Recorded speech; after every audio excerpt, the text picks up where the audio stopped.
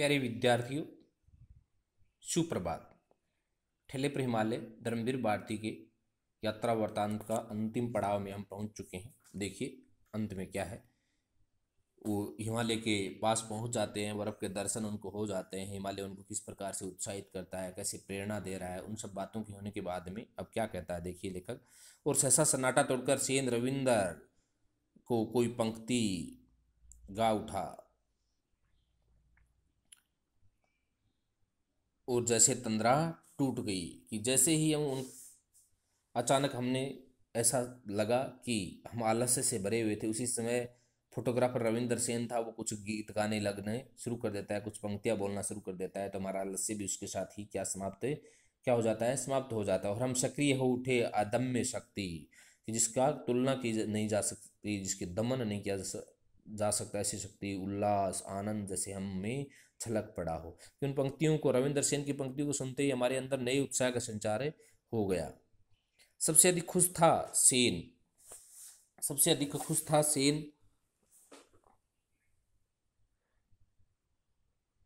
बच्चों की तरह चंचल चिड़िया की तरह चहकता हुआ बोला, भाई साहब हम तो बंडर स्ट्रक हैं कि यह है भगवान का क्या करतूत।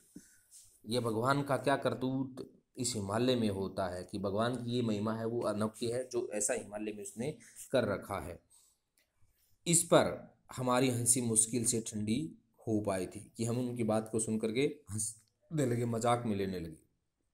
कि अकस्मात वह शीर्षासन करने लगा कि योग करने शुरू कर देता है। पूछा गया तो बोला, हम नए पर्सपेक्टिव से हिमालय देखेंगे, कि हम नई मुद्रा में ही हिमालय के दर्शन करेंगे। बाद में मालूम हुआ कि बम्बई की अति आधुनिक चित्रशैली से थोड़ा नाराज और कहने लगा, वो सब जीनियस लोग शरीर का बल खड़ा होकर दुनिया को देखता है, इसे इसी से हम भी सिर का बल हिमालय देखता है। कि पैरों पर खड़े होकर तो संसार के सभी लोग देखते हैं, लेकिन मैं इसको शीर्षासन सिर के बल खड़े होकर के इसे हिमालय को देखता हूँ। और वो आधुनिक संस्कृति से पूरी तरह नफरत करता है, ऐसा यहाँ उन्होंने दिखाने का प्रयास किया है। दूसरे दिन घाटी में उतरकर 12 मील चलकर हम बैजनाथ पहुंचे, जहाँ गोमती बहती है। गोमती की उज्ज्वल जलराशि में हिमालय की बर्फीली चोटियों की छाया तैर रही थी।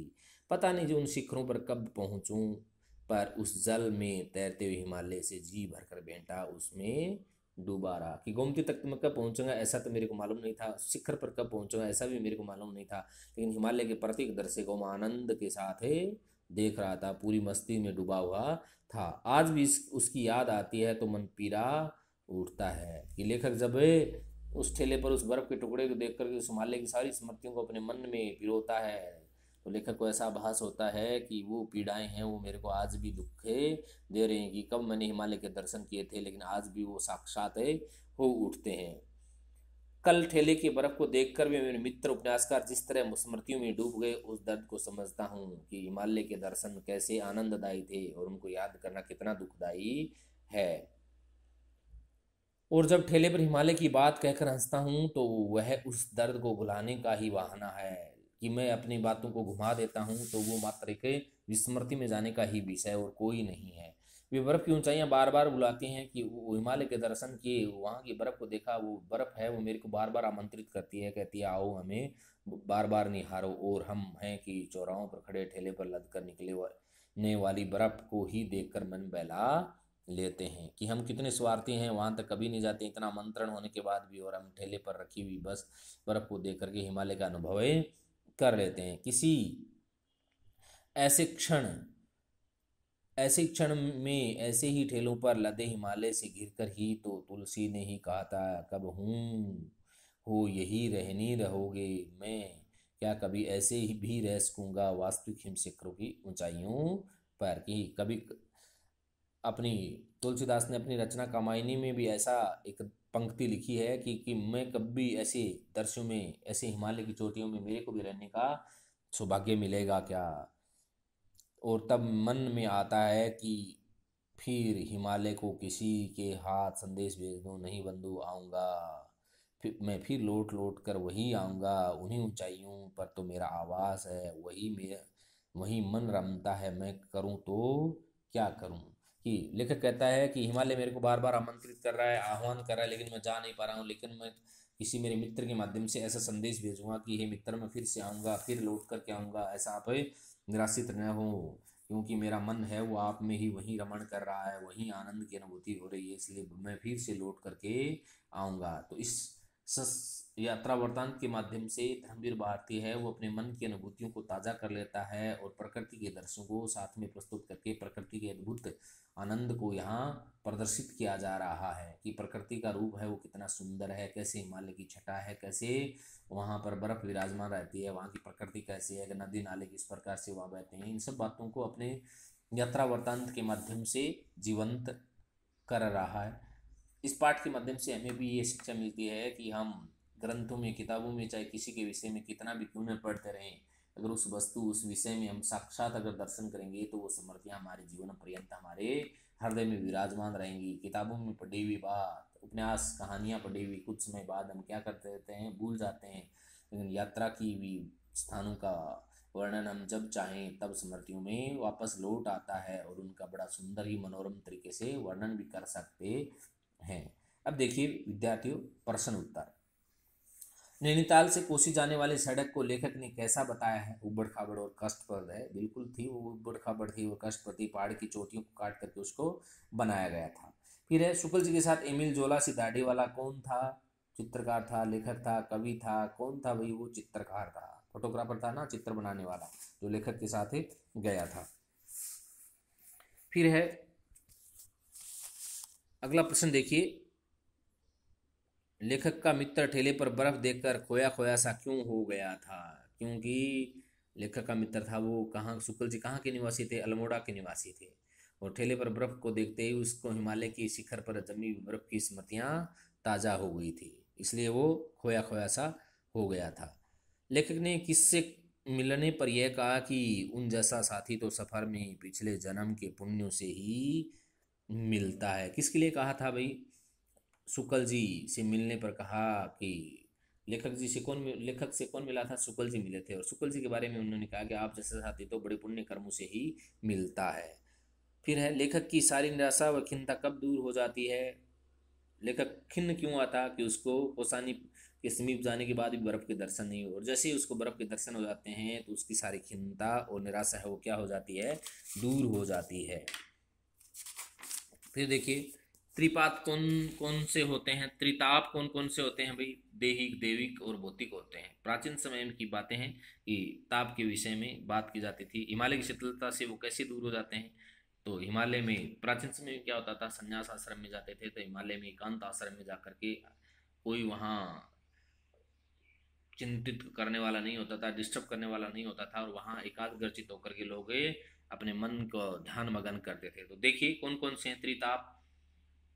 कष्ट तीन प्रकार के होते हैं, देहिक होता है, देविक होता है और भौतिक होता है। प्राचीन समय में हमारे ऋषि मुनि हैं वो हिमालय में जाकर के वहाँ अब ध्यान मगन होते थे, और वहाँ फिर ध्यान मगन होकर के मनुष्य के शारीरिक कष्टों से दूर हो जाते थे, और हिमालय में वो भौतिक पीड़ा से मुक्त हो जाते थे। हिमालय की पर्वतीय सौंदर्य में स्नोफॉल किस प्रकार पर्यटकों को अधिक आकर्षित करती है? कि हिमालय में जब बर्फ गिरती है तो उसको देखने के लिए संसार के अनेक स्थानों के लोग वहाँ आते हैं, और ऐसा लगता है कि आसमान से बर्फ नहीं गिरी है, रुई, जैसे हल्की हल्की रुई गिरती है ना, उसका आभास ही नहीं होता है, बस आनंद देने वाली होती है। उसी प्रकार वो बर्फ है हिमालय की चोटी पर गिरती रहती है, और लोग उस बर्फ से खेलते रहते हैं, और जब बर्फ गिरती है तो प्रकृति का अद्भुत नज़ारा वहाँ देखने को मिलता है। फिर लेखक ने कौसानी गांव में डूबते सूरज का जो वर्णन किया उसे अपने शब्दों में लिखिए। देखिए हमारे भी ऐसा ही होता है, वहाँ सफेद बर्फ थी, वहाँ अलग होगा, हमारे अलग है, मिट्टी में अलग तरीके का दृश्य होता है। सूरज जब ढलता है तो जो जो अस्त होने के समय नज़दीक आता है तो उसकी लालिमा है वो घाटियों पर गिरती है, और वो भी अत्यधिक चमकीली नहीं, धुंधली धुंधली होती है, लालिमा से युक्त होती है। तो उस सफ़ेद बर्फ पर अगर वो लालिमा से युक्त बर्फ पर लालिमा से युक्त सूर्य की किरणें गिरेंगी तो ऐसा दिखाई देगा कि वहाँ केसर के बाग लगे हुए हैं, केसर से उस बर्फ को केसर से मल दिया गया, ऐसा आभास होता है। और पर्वतों के शिखर पर जमी बर्फ है वो लाल कमल जैसी दिखाई देने लग जाती है। कौसानी की घाटियां भी कैसी हो जाती हैं, लाल पत्थर है वो उस पर पीली वो गिरते हैं तो पीली दिखाई देने लग जाती है। अब देखिए, पर्वतीय क्षेत्रों में प्राकृतिक सौंदर्य पर एक लेख लिखना है, तो पर्वतों में कैसा प्राकृतिक सौंदर्य होता है उसके विषय में हमें जानना है। क्या होता है कि पर्वत आते हैं, प्रकृति का वहाँ बड़ा सुंदर चित्रण होता है, वहाँ नदी नाले पर्वत आकाश समुद्र सभी सुंदर लगते हैं, क्योंकि सबका संयोग होता है। पेड़ पौधे भी वहाँ सुंदर होते हैं, पर्वतीय प्राकृतिक सुषमा है वो ज़्यादा मनोहारी होती है, क्योंकि घाटियाँ होती हैं, कभी कहाँ ऊंचे होते हैं कहीं नीचे होते हैं, उनके पास से रास्ते बनाए जाते हैं, वो भी अत्यंत आनंददायक होते हैं, अत्यंत कष्टप्रद भी होते हैं। वो प्रकृति के विविध स्वरूप हैं, वो हमें वहाँ देखने को मिलते हैं, क्योंकि पहाड़ों में जड़ी बूटियां भी मिलती हैं, अनेक जंगली जानवर भी मिलते हैं, पथरीले रास्ते होते हैं, आकर्षित करने वाले होते हैं, लाल मिट्टी की चट्टान होती हैं जो सुंदर लगती हैं, सीढ़ी नुमा खेत होते हैं वहाँ, क्योंकि पहाड़ों को काट करके वहाँ खेती की जाती है तो सीढ़ी नुमा खेती होती है। पर्वतों में घने जंगल होते हैं, वहाँ चीड़ देवदार अनेक प्रकार के पेड़ भी होते हैं, अनेक जीव जंतु वहाँ रहते हैं, अनेक नदियाँ बहती हैं जो कलकल करती हुई आनंदित करते रहते हैं, उनके झरने हैं वो मन को मोहित करते रहते हैं। इस प्रकार से अनेक स्वभावों से युक्त पर्वतीय क्षेत्रों का सौंदर्य का वर्णन किया जा सकता है। पर्यटन का हमारे जीवन में क्या महत्व है? देखिए, पर्यटन मैंने अभी आपको बताया था कि जीवन में किसी न किसी व्यक्ति को किसी भी प्रकार की यात्रा करनी चाहिए, क्योंकि पर्यटन है वो धार्मिक भी हो सकता है, ऐतिहासिक भी हो सकता है, प्राकृतिक कोई प्रसिद्ध स्थान भी हो सकता है। लेकिन आप पर्यटन के लिए कहीं जाएंगे तो वो स्मृतियां हैं वो आपके ज्ञान को बढ़ाएंगी, आपकी स्मृति में हमेशा के लिए विराजमान रहेंगी, कभी भी आप उनको भूल नहीं पाओगे। इसलिए ऐसा आपको करना चाहिए, क्योंकि ऐतिहासिक स्थल हैं, ऐतिहासिक भ्रमण है। जैसे राजस्थान के विषय की बात की जाए तो किले हैं राजस्थान में, राजस्थान के अनेक समृद्ध किले हैं, उनका बहुत ही महिमा मंडन करने वाला इतिहास है। अगर उनको समीप में जाकर के आप उनके बारे में जानेंगे तो उनकी स्मृतियां हैं, उनको बनाने वाले और उन लोगों के विषय में जो स्मृतियां हैं वो आपके हृदय में हमेशा क्या रहेंगी, विराजमान रहेंगी। जैसे भरतपुर जाने का अवसर मिले तो सूरजमल का लोहागढ़ है वो देखेंगे, तो सूरजमल के बारे में सारी बातें हैं वो जानने का अवसर मिलेगा। बीकानेर जाएंगे, जूनागढ़ में वहाँ किला देखेंगे, रणथंभौर जाएंगे, माउंट आबू जाएंगे, कोई भी दर्शनीय स्थल के विषय में बात करेंगे तो वो हमारे जीवन में अनेक महत्व देने वाले होते हैं। एक तो हमारे अंदर हमारे पूर्वजों का इतिहास है उसके बारे में जानने का अवसर मिलेगा, फिर उनके द्वारा बनाई गई इमारतों की महिमा मंडन आपको देखने को मिलेगा कि किस प्रकार से वहाँ कला का उस समय में भी कैसे आविष्कार कर रखा था, कितनी कलाकार उस समय में भी विराजमान थे। ये सब बातें हैं वो जानने का हमें अवसर मिलेगा, और इतिहास के विषय में परिचित होंगे, और वो बातें हमारी स्मृति में हमेशा के लिए क्या रहेंगी, विराजमान रहेंगी। इसलिए हमारे जीवन में पर्यटन का विशेष महत्व है। आप कितने भी इतिहास के ग्रंथ पढ़ते रहें, कैसी भी जानकारियां जुटाते रहें, वो स्मृति में नहीं रहने वाली हैं। लेकिन आप पर्यटन करने करके घूम करके अगर वहाँ के दृश्यों को आंखों देखा वर्णन आप देख करके आएंगे तो वह आपकी स्मृति से कभी भी जाने वाला नहीं होगा। इसलिए प्रत्येक व्यक्ति के जीवन में पर्यटन का अत्यंत महत्व होता है।